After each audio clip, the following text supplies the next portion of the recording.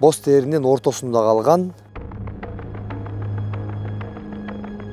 мыйзамдын алдында баарыбыз бирдейбиз дегендердин жерине уруксат берилбей аткандыгы. Именно ошо депутаттар келген убакта биз барып кирип сүйлөшөлү десе, мына барган кишилерди киргизбейди койгон, сүйлөттүрбөйдү койгон. Азыркы акимби?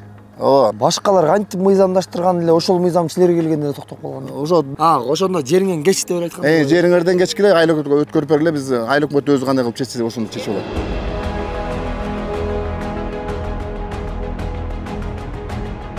Анан бул документти кандай бир шамдагайлык менен алдыңыз деген суроо болуп атат. Бияк шамдагай болбой калып калыптыр. Урматтуу көрүүчүлөр, көрдүңүздөр, өткөн эфирдеги дарыгер башка дарыгер дей болуп сканерден өткөрүп албай ушинтип эле жазып алса болот. Биякта деген ясно. Көрдүңүз, сиз айтып атасыз. Бүт баарына жооптор келген, баарын бергенбиз деп атасыз. Ошол үчүн азыр айтып атасыз. Бирок жооп бергиле. жок, биякта эми ясно турат. Тыйым бере турган убак эмес жок, шарты жок болуп калып, ошо именно ушул жерин калып калган. Камераны койгонуңуздан жер адис менен камера кандай байланышы бар дегеним го. Жок, тарта бериңиздер. Маселе жок, баягы сураганым го. Балким сиз баягы басмачылык кызматчысы болуп атпаймынбы? Айыл чарба министрлиги. Жок, айыл чарба министрлигине Жөнөтө элексиз. Балким жөнөткөрөсүз. Алар бул иш силердин милдетиңиз же? Навстречу бардык деп. Биз мен сизге милдет катары айтпайлы, биз бүгүнкү аткарган иштер тууралуу сизге айтып атам. Навстречу бардык деп атпайсызбы сиз? Жер мунапысы боюнча маңыздуу иштер болуп жаткандыгын баарыбыз билебиз. Буга чейин үйлөрдү ошо басып алып эле куруп алгандарга дагы президентибиздин жарлыгы менен аларга дагы документ берүү иштери бүгүнкү күндө дагы жүрүп жаткан жайы бар. Бирок ушул жерден бир суроо бар. Ушу мыйзамды сыйлап, басып албай, алып барып жөн эле куруп салбай, бирөөнүн жерине коюп салбай, мыйзамдуулукту күткөндөрдүн маселеси эмне болот деген суроо бар. Бул боюнча мен сиздерге сөзүм курулай болуш үчүн бир мисал келтирип берейин. Биз Боз тери айыл өкмөтүнө караштуу 15-19 контурундабыз. Бул контурга биз келгенибиздин себеби мынакей ушул бош турган жерлер 32 адамга үлүш болуп бөлүнүп берилген. Ал эми ушунун тегерек четиндеги баардык курулган курулуштардын баардыгы тең эле ушул айдоо аянты сыяктуу эле болгон убагында. Бирок кандайдыр бир себептерден улам алар өздөрүнө тийиштүү документтерди чыгарып алган жайы бар. 32 адамга эмне себептен документ чыкпай атат десеңиздер, 2008-жылы бул жак өзгөчө жалгыз эле ушул жер эмес. Бардыгы дегенге эле көл аймагынын жалпы басымдуу бөлүгү өзгөчө курулуш аймак категориясына кирет. Ошол өңдүү бүгүнкү күндө райондук администрациядан дагы, айыл өкмөттөн дагы ушул жерди мыйзамдаштырып берүү боюнча жарандарга уруксат берилбей жатат. Бирок бул жерге азыркы күндө айдоо аянттарын жүргүзгөнгө болбойт. Дээрлик 25 жылдан бери бул жер айдоо себүүнү көрө элек. Себеп дегенде бул жака суу келбейт. Өзүңүздөр көргөндөй эле какыраган талаа болуп эсептелинет. Эми биз сиздерге эфирдин алдында Кыргызстан боюнча болуп жаткан маселелердин бири чечилип атат. Анысы жана жогоруда айткандай эле үй куруп алгандарга же фундамент куруп койгондорго уруксат берилип, же жер мунапысынын негизинде иштер жүрүп жатат. Бирок мыйзамдуулукту күтүп, мыйзамдуу болушубуз керек, мыйзамдын алдында баарыбыз бирдейбиз дегендердин жерине уруксат берилбей аткандыгы бүгүнкү күндө канчалык деңгээлде көйгөй болуп жатат? Айтып берели. Биз эми Үч Каранын алып келип көргөзүп аткан себебибиз Үч Кара айылына туугандарыбыз турат ичинде. Жалпы бир Килейген Боз тери айылынын бир атанын балдары. Мына ушул жерде бөлүп берген илгери. 95-жылы үлүшкө бөлүнгөн жер. 95-жылдан бери чынапкана мына 97-жылга акыркы жолу арпа айдап, ошондон бир да жолу түшүм алган жок. Ошондон бери ушул жер айдала элекпи? Айдала элек. Айдалбаганы менен тең экен анда. Суу арык жок. Бияк деген мына ылдый жагын карасаңыз мына курортный зона. Бияк уже проходной бар, көрдүңүзбү? Жолду полянын баары жол болуп турат азыр. Тиянан өтүп, биян өтүп. Тем не менее бул ушул эки эменин жердин жарымынан көбү эмеге өтүп кеткен, трансформациядан чыккан.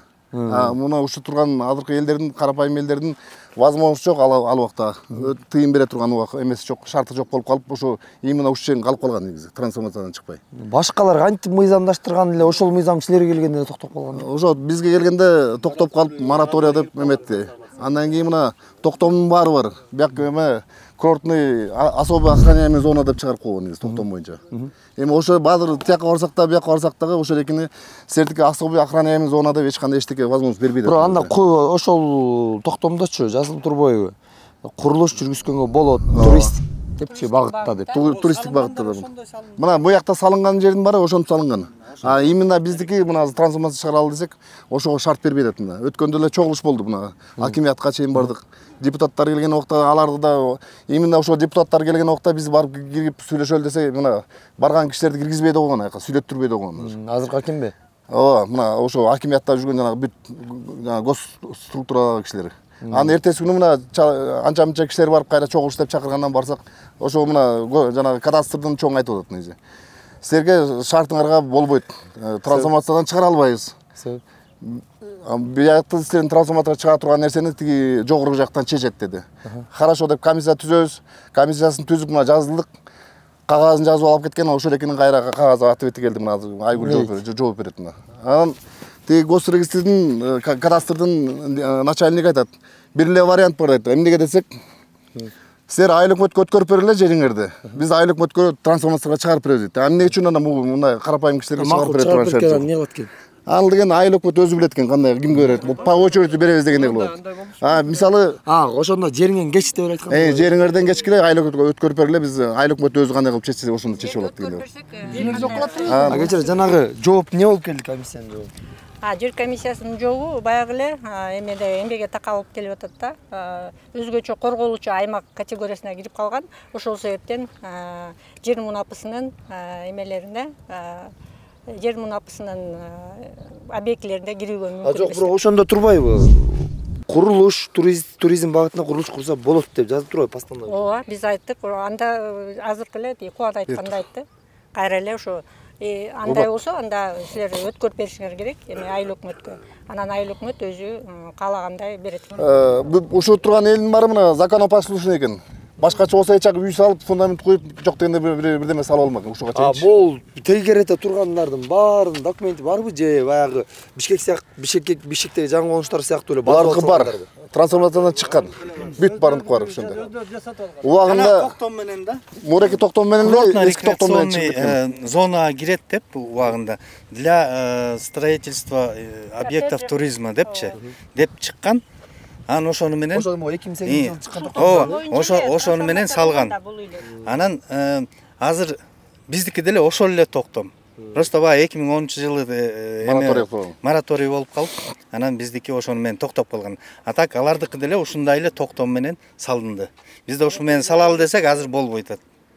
Пойланын негизи пойланын баары бир берилгенди пойланын баары трансформацияга берилиш керек.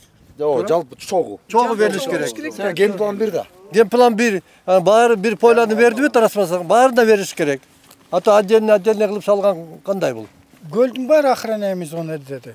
Круг боюнча. Тегереги бүт алды, бүт ошондой көлдүн жеги деп айтты да. Анан ошондон сурасак, биякты берген кагазды биз дублировать этип эле кайра жиберебиз. Айыл чечиш керек, айыл өкмөтү акимият. Сиздер ошол республикага же облуска кайрылып көрдүңөрбү ушул суроо менен? Республикаский министрликке барып эмне дейт? Президентке чейин барып Жооптор кандай келди? Жооптор болсо президентке кайрылганыбызда ал эмени заявленияны арызды эмеге областка кароого жөнөткөн да. Область эмне? Область болсо эгерде Бостер айыл өкмөтү тарабынан ошо жер мунапысына киргизүүгө мүмкүн болгон тиешелүү документтер дайындалса, биз макулдукту беребиз деп айткан да. Ошондо маселе айыл өкмөтү жатабы? Ал эми Бостер айыл өкмөтү айтып атат, баягы эле ошо жана биздин ген план боюнча, Бостердин ген планы боюнча өзгөчө корголуучу аймак категориясына кирип калган дейт да. Ошол себептен эме киргизүүгө болбойт дейт комиссияга. Рахмат. Так, ким эмне кошумчалайт? Ушул жерлерди чыгарган жерин башкалары алып, биз албай калдык, туура эмес да. Бизге чечип бериңиздер суранабыз биз. Алакандай жерде. Алакандай жер калыптыр, ошол 90-95 жылдан бери налогун төлөп атсак, анан ушул жерди бизге бербесе, бул эмне деген бул жакшылык. Берсин да бизге жерди, жерибизди берсин. Балдарыбыздын жери жок деп. Балдарыбыздын жери жок, неберелердин жери жок. Жерибизди бериңерге, жардам бериңерди суранабыз. Муну эреки курортный зона деп коет, муну ылдый жакта пансионаттар турат. Көрүнүп атат Бошкек азыр. Ооба.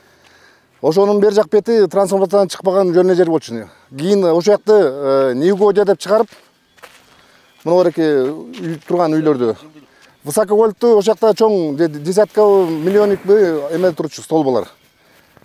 ошол эрекинин бери көзү жылдыртып ошол жакты трансформацияны чыгарып мына үй турат уже азыр мына бери жагы эле бир 10 жылга жакындап калды ошол эрекинди салып бүткөнүнө үйлөрдүчү.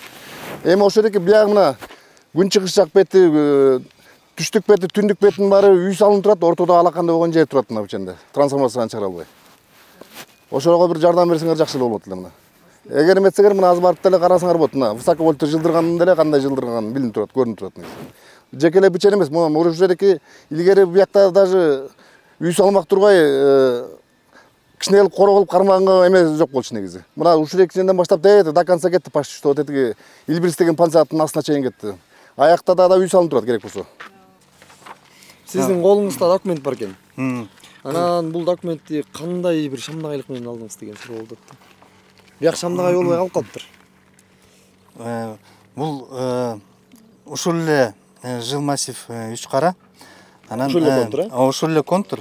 Просто бул баягы убагында трансформация болуп өткөн жер. Анан бул китепте деле неме деп жазылып турат. Для курортно-рекреационных целей деп. Жанагы эле 2008 токтомдун негизинде. Ооба. Жок, ал токтомдун эмес, алардыкы башка токтом, бирок немеси целевое назначение ошондой деп чыккан да алардыкы деле. Ошол болуп ооба. Багыты ошондой деп чыккан. Анан биз да ошолорду туурап, анан ошондой токтом чыгардык да. Суранып, жана бизге чыгарды.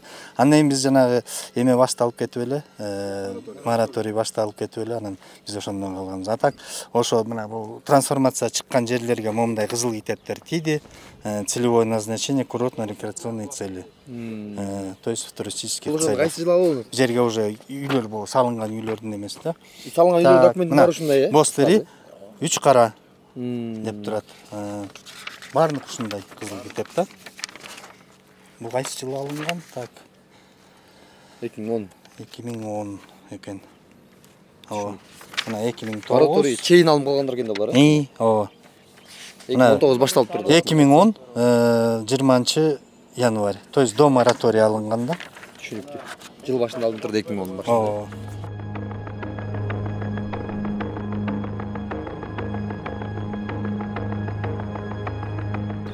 Бостери айыл өкмөтүнө келдик. Келгенибиздин себеби ушул 32 жаран боюнча эмне иш аракеттерди кылды, кайсыл жакка эмне кагаз жиберди, андан улам эмне майнап чыгат же чыкпайт деген аракети кандай болду айыл өкмөт катары? Бир сурап көрөлүчү, бирөөс.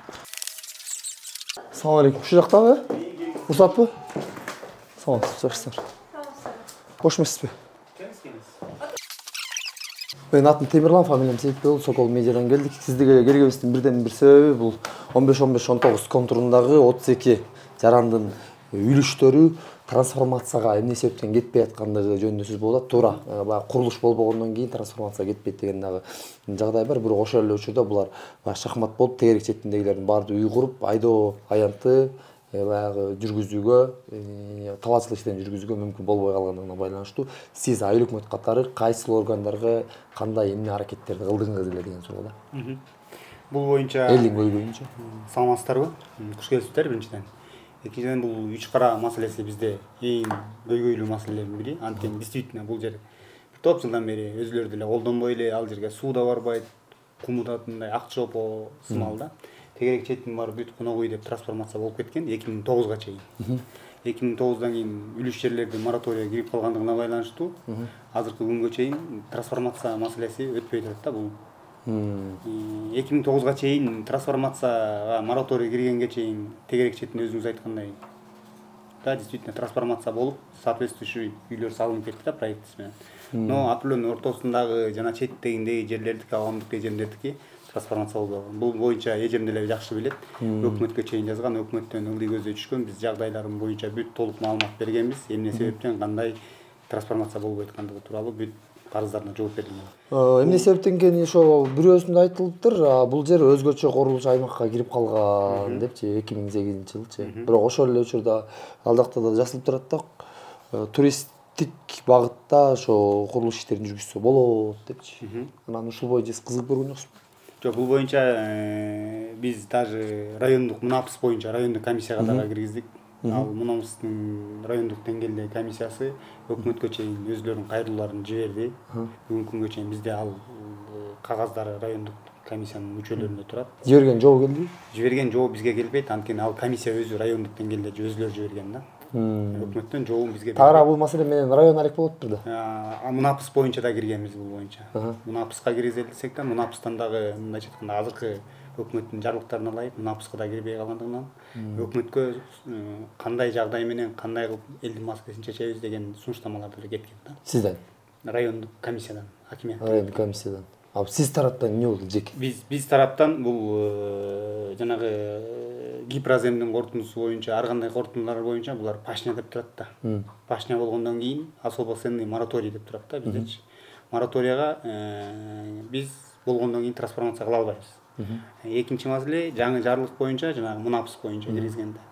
Мунапыс райондук деңгээлде комиссияга чейин жеткизип, комиссия айтып атпайбызбы? Өкмөткө чейин үнүн кагазын жеткизишкен. Но бүгүнкү күндө азыр мен билбейм, жообу келдиби, келген жок. Анткени райондук комиссия берген да буга. Сиз Айыл чарба министрлигине ушул жердин өзүңүз жана doğru айтып өтөсүзбү? Мүмкүн эмес депчи. Ошондой корутунду алуу үчүн бир кагаз кат жолдоңузбу? Жок, тактап бериңиздер деп. Башында Гипраземдерден ар кандай структуралар. Айыл чарба министрлигинин. Жок, Айыл чарба министрлигине берген. Жөнөтөлөсүз. Балким жөнөткөрөсүз. Жөнөткөрөбүз. Ал маселе боюнча деле бир өзүбүздүн ишибизди кылып көрөбүз. Эгер бул 32 жаран сиздерге жерди өткөрүп берсе айыл өкмөткө, кантип трансформация кыласыңар? Бул жерде ал жерде дагы өзүнчө мыйзамдар бар экен. Эгерде жеке тараптарга өтүп кете турган фактылар болсо, бизде мындай фактылар бар, Алмабакта бар, ар кандай случайлар бар да. Эгерде жеке турак жайга дей турган болсо, ал жоодо мыйзамда жазылып турат экен да. Айыл өкмөткө өткөзүп берип, айыл өкмөтү трансформация кылып туруп, анан элге кайра башка жарандарга бөлүп берүү позициясында турат экен да. Бул кишилерге эмес. Ошо мыйзамдуу болсун, мыйзамдуулук деп, ошо базып албай, салып албай, уруксаты жок иштерди кылбай, мыйзамды сыйлап ушул күнгө чейин келишкен да. 25-26 жылдан беричи келишкен. Анан ошо мыйзамды сыйлап келсе, аягында туруп же жерден жок, же документтен жок.